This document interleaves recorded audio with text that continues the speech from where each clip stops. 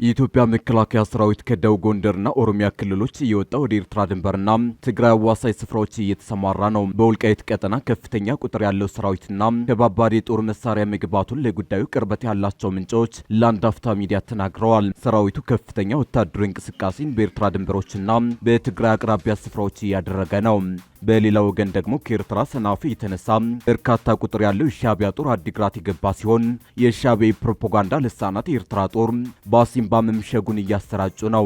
ሻዕቢያ እንደ ልማዱ የድርድርና የውይይት ጥሪን መግፋቱን ተከትሎ ሰራዊቱ የኤርትራን እንቅስቃሴ በቅርብ ርቀት ለመከታተል ቅኝቶችን እያደረገ ነው። ህወሓትም የኢትዮጵያ ግዙፍ ጦር ወደ ትግራይ አዋሳኝ ስፍራዎች መንቀሳቀሱን አረጋግጧል። በሌላ በኩል የተባበሩት መንግስታት ድርጅት ዋና ጸሐፊ አንቶኒዮ ጉተሬስ ለኢትዮ ኤርትራ ትኩሳት ለመወያየት በሚቀጥሉት ቀናት አዲስ አበባ ይገባሉ ተብሏል። በዝርዝር እናስደምጣችኋለን። በአስቸኳይ ለቃችሁ ውጡ ካልሆነ ትገደላላችሁ የሚለው ትዕዛዝ እየተፈጸመ መሆኑ ተሰማ። በኬንያ የሚኖሩ ኢትዮጵያውያን በአካባቢው አመራሮች በፍጥነት አካባቢውን ለቀው እንዲወጡ ካልሆነ ግን እንደሚገደሉ መታዘዛቸውን ከዚህ ቀደም ዘግበን ነበር። ዛሬው ዕለት የኬንያ ዜና ምንጮች ባሰራጩት መረጃ ደግሞ ኢትዮጵያውያኖቹ ትዕዛዙን ተከትሎ እየወጡ መሆኑን ዘግበዋል። እንመለስበታለን። ኢትዮጵያ 500 ሺህ፣ ኤርትራ ደግሞ 350 ሺህ እግረኛ ወታደሮች እንዳሏቸው ተረጋገጠ። የሁለቱን ሀገራት የእግረኛ ወታደር አቅም በተመለከተ አንድ ዓለም አቀፍ ወታደራዊ ተቋም ሰፊ ሪፖርት ይዞ ወጥቷል። ሁለቱ ሀገራት ያሉበትን ወታደራዊ ፍጥጫ ተከትሎ የወጣው ይህ ወታደራዊ መረጃ እያነጋገረ ይገኛል። ታደምጡታላችሁ። ቀይ ባህር ላይ አደገኛ ወታደራዊ ግንባር ተፈጠረ። ወታደራዊ ግንባሩ ከቀይ ባህር 55 ኪሎ ሜትር ርቀት ላይ የምትገኘውን ኢትዮጵያን ያገለለ ሆኗል። ሁለት ግራ አለኝ ብለው ሁለት ዛፍ ለመውጣት የሚሞክሩት ሐሰን ሼክ መሐመድ አዲስ አበባ ላይ ሽርጉድ የበዛበት አቀባበል በተደረገላቸው ማግስት አደገኛውን ወታደራዊ ግንባር በፊርማቸው አጽንተዋል። ወዲህ ደግሞ ኢትዮጵያ ሁነኛ አጋር አረብ ኤሚሬትስ ከግብጽ ጋር መክራለች። ቀይ ባህርን የተመለከቱትን እነዚህን መረጃዎች እናስደምጣቸዋለን። አክብሮታዊ ሰላምታችን በያላችሁበት የዓለም ዳርቻ የረሳችሁ የተወደዳችሁ የአንድ አፍታ ሚዲያ ቤተሰቦች ከአንድ አፍታ ላሁኑ መደመጥ አለባቸው ያልናቸውን ዜናዎች ወደ እናንተ የምናደርስበት ሰዓት ላይ ተገኝተናል። አብራችሁን ትቆዩ ዘንድ ግብዣችን ነው።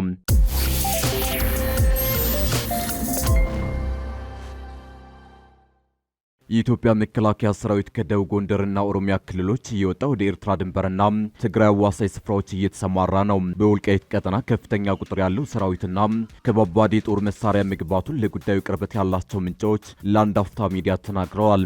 ሰራዊቱ ከፍተኛ ወታደራዊ እንቅስቃሴን በኤርትራ ድንበሮችና በትግራይ አቅራቢያ ስፍራዎች እያደረገ ነው።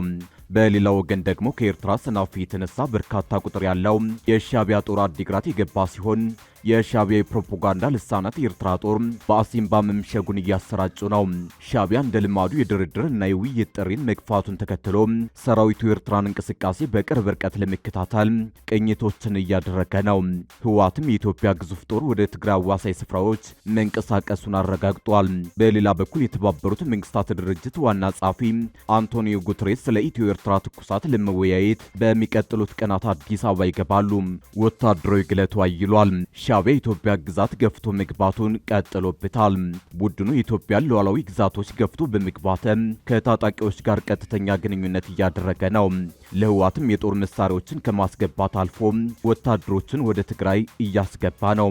በወልቃይት አዋሳኝ ስፍራ ደግሞ ከፋኖ ታጣቂዎች ጋር ቀጥተኛ ወታደራዊ ቅንጅት በመፍጠር የኢትዮ ሱዳንን ኮሪደር ለመቆጣጠር እየተንቀሳቀሰ ነው።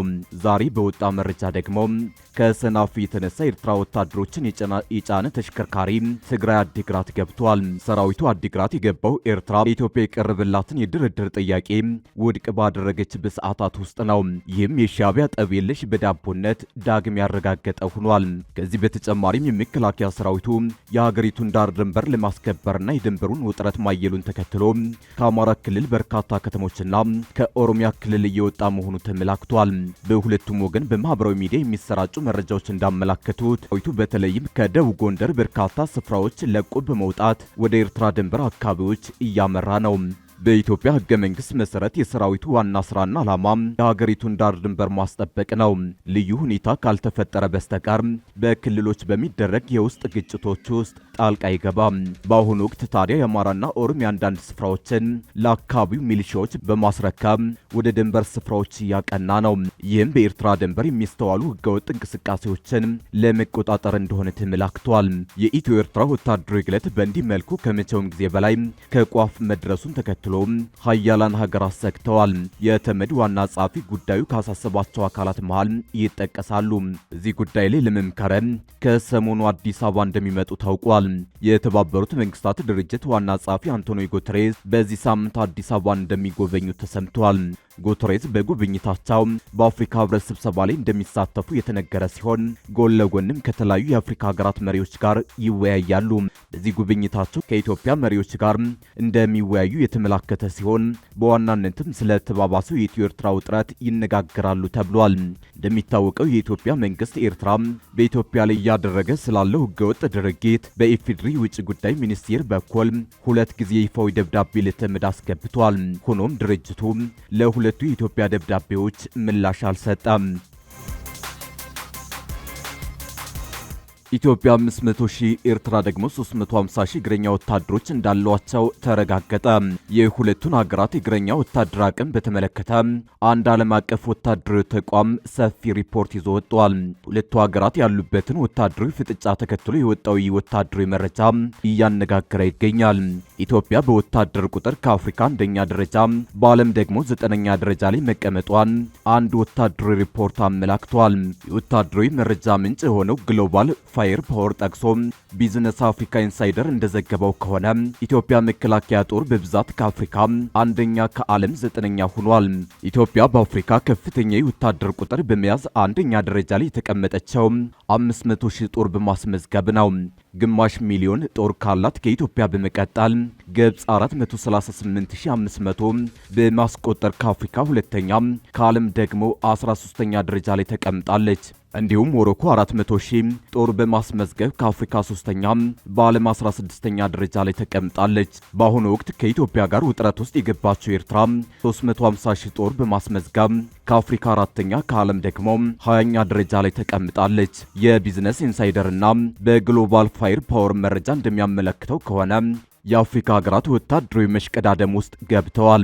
የአፍሪካ ሀገራት ወታደራዊ ጥንካሬ ብዙውን ጊዜ የሚለካው በታጠቀው በጦር መሳሪያ ሳይሆን ባላቸው የወታደር ብዛት ነው። ሰፊ ወታደር ቁጥር ያላቸው ከአፍሪካ ቀንድ እስከ ሰሜንና ምዕራብ አፍሪካ ያሉ አንዳንድ ሀገሮች በቀጠናዊ ውጥረት ውስጥ የሚገኙ ናቸው ተብሏል። አሁን ባለው ነባራዊ ሁኔታ ከፍተኛ የወታደር ኃይል ካላቸው ሀገራት መካከል ግብጽ፣ ኤርትራና ኢትዮጵያ ውጥረት ውስጥ ይገኛሉ። ከፍተኛ ወታደር ኃይል ያላቸው ሀገራት ወደ ግጭት ከገቡ ያላቸውን የሰው ኃይል ታሳቢ በማድረግ ወደ ጦርነት እንዳይገቡ ይሰጋል። ለዚህም ከፍተኛ ወታደር ኃይል ያላቸው ኢትዮጵያና ኤርትራ ወደ ጦርነት ለመግባት በየፊናቸው እያደረጉ የሚገኘው ዝግጅት ተጠቃሽ ነው። እንደ ግሎባል ፋየር ፓወር መረጃ መሰረት አፍሪካ በቀዳሚነት የተቀመጡት እንደ ኢትዮጵያ፣ ግብጽና ኤርትራ ያሉ ሀገራት የሰለጠነ የታጠቀና በማንኛውም ጊዜ ለመዋጋት ዝግጁ የሆነ ኃይል አላቸው። ሀገራቱ ያላቸው ወታደራዊ ኃይል የተጠባባቂ ወይም የሚሊሻ ክንፎች አላቸው ሲሆን ይሄውም በግጭት ወቅት ወደ ግንባር ሊሰማራ የሚችል ነው። ቀይ ባህር ላይ አደገኛ ወታደራዊ ግንባር ተፈጠረ። ወታደራዊ ግንባሩ ከቀይ ባህር 55 ኪሎ ሜትር ርቀት ላይ የምትገኘውን ኢትዮጵያን ያገለለ ሆኗል። ሁለት እግር አለኝ ብለው ሁለት ዛፍ ለመውጣት የሚሞክሩት ሐሰን ሼክ መሐመድ አዲስ አበባ ላይ ሽርጉድ የበዛበት አቀባበል በተደረገላቸው ማግስት አደገኛውን ወታደራዊ ግንባር በፊርማቸው አጽንተዋል። ወዲህ ደግሞ የኢትዮጵያ ሁነኛ አጋር አረብ ኤሚሬትስ ከግብጽ ጋር መክራለች። የቀይ ባህር ትኩሳት ከመቼውም ጊዜ በላይ ተጋግሟል። ኃያላንና ድል ፓወር ባለቤት ሀገራት ቀይ ባህር ላይ ጎራቸውን ለይተው የገቡበት ፍጥጫ ከዕለት ወደ ዕለት እየተጋጋመ ነው። ዛሬ ከሪያድ የተሰማው ዜና የዓለም እስትንፋስ በሆነው ቀይ ባህር ላይ ያለው ውጥረት መባባሱን የሚያረጋግጥ ነው። የሶማሊያው ፕሬዝዳንት ሐሰን ሼክ መሐመድ የሚሰጧቸው ውሳኔዎች መነጋገሪያነታቸው ቀጥሏል። ፕሬዝዳንቱ አዲስ አበባ ሲመጡ እንደ ኢትዮጵያ ወዳጅ፣ አስመራም ሆነ ካይሮ ሲጓዙ እንዳየሩ ጸባይ መሆንን የሚመርጡ መሪ ሆነዋል። ከወራት በፊት ኢትዮጵያ የባህር በር ይገባታል ይደርሳል ባሉበት አንደበታቸው ዛሬ ደግሞ ኢትዮጵያን ያገለለ የቀይ ባህር ስምምነት ፈርመዋል። ሶማሊያና ሳውዲ አረቢያ በቀይ ባህር ቀጠና ላይ ያለውን የጸጥታ ትብብር ለማስፋፋትና መረጋጋትን ለማስፈን የሚያስችል የመከላከያና ወታደራዊ ትብብር ስምምነት ሰኞ ዕለት መፈራረማቸውን የሶማሊያ መከላከያ ሚኒስቴር አስታውቋል ይላል የተሰራጨው መረጃ። የመግባቢያ ሰነዱ በሪያድ የተፈረመው የሶማሊያ መከላከያ ሚኒስተር አህመድ ሙአሊም ፊቂና በሳውዲው አቻቸው ልዑል ካሊድ ቢን ሰልማን መካከል እንደሆነ ይጠቅሳል። ምንም እንኳን የስምምነቱ ዝርዝር ጉዳዮች በይፋ ባይገለጹ ስምምነቱ በሁለቱ ሀገራት መካከል ያሉ የጋራ ወታደራዊና የመከላከያ ፍላጎቶች የሚያካትት መሆኑን ሚኒስቴሩ ገልጿል። የሶማሊያ መገናኛ ብዙሃን እንደዘገቡት ከሆነ የስምምነት በቀይ ባህርና በአፍሪካ ቀንድ አካባቢ እየጨመረ በመጣው የጂኦፖለቲካዊ ፍክክርና የባህር በር ደህንነት ስጋት ሳቢያ የተደረገ ስትራቴጂካዊ አጋርነት አካል ነው። ወዲህ ደግሞ የግብፁ ፕሬዝዳንት አብዱል ፈታህ አልሲሲ በዩናይትድ አረብ ኤሚሬት ጉብኝት አድርገው ከሀገሪቱ ፕሬዝዳንት ሼክ መሐመድ ቢን ዛይድ አል ናህያን ጋር ተወያይተዋል። ሁለቱ መሪዎች አቡዳቢ ውስጥ በመካከለኛው ምስራቅ በተከሰተው ውጥረት እንዲሁም በፍልስጤምና በእስራኤል ጉዳይ ላይ መወያየታቸው ተነግሯል። የግብፅ ፕሬዝዳንት ጽህፈት ቤት ባወጣው መግለጫ መሪዎቹ ቀጠናዊ መረጋጋት፣ የመካከለኛው ምስራቅ ሀገራትን የግዛት አንድነትና ሉዓላዊነት ማስከበር ላይ የሚመሰረት ነው በማለት በአካባቢው ያለው ውጥረት የሚባባስ ከሆነ ሁሉም ሀገራት ላይ ተጽዕኖ ይኖረዋል ሲል አስነብቧል። የግብፁ ፕሬዝዳንት ባለፉት ቀናት ከቱርክና ከሶማሊያ አቻዎቻቸው ጋር ውይይት ማድረጋቸውን ተከትሎ ነው ወደ ዩናይትድ አረብ ኤሚሬትስ ያቀኑት። ኤሚሬትስ በመካከለኛው ምስራቅና በአፍሪካ ቀንድ ከፍተኛ ተጽዕኖ ያላት ሲሆን ግብፅ በታላቁ ህዳሴ ግድብ ከምትወዛገባት ኢትዮጵያ ጋር የጠበቀ ግንኙነት አላት። ሲሲ ከኤሚሬትስ መሪ ጋር የምጣኔ ሀብታቸውን ትስስር ለማጠናከር ከመወያየታቸው በተጨማሪ ሀገሪቱን የሰው ሰራሽ አስተውሎት ዩኒቨርሲቲን በጋራ መጎብኘታቸው ተዘግቧል። የተባበሩት አረብ ኤሚሬትስ በቢሊዮን ዶላር የሚቆጠር ገንዘብ በመመደብ በሜዲትራሊያን የባህር ዳርቻ ላይ ግዙፍ ግንባታዎችን ለማካሄድ ከግብፅ ጋር ከአንድ ዓመት በፊት ከስምምነት መድረሷ ይታወሳል። በአስቸኳይ ለቃችሁ ውጡ ካልሆነ ትገደላላችሁ የሚለው ትዕዛዝ እየተፈጸመ መሆኑ ተሰማ።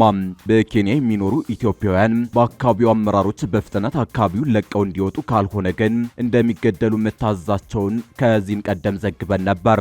ዛሬው ዕለት የኬንያ ዜና ምንጮች ባሰራጩት መረጃ ደግሞ ኢትዮጵያውያኑ ትዕዛዙን ተከትለው እየወጡ መሆኑን ዘግበዋል።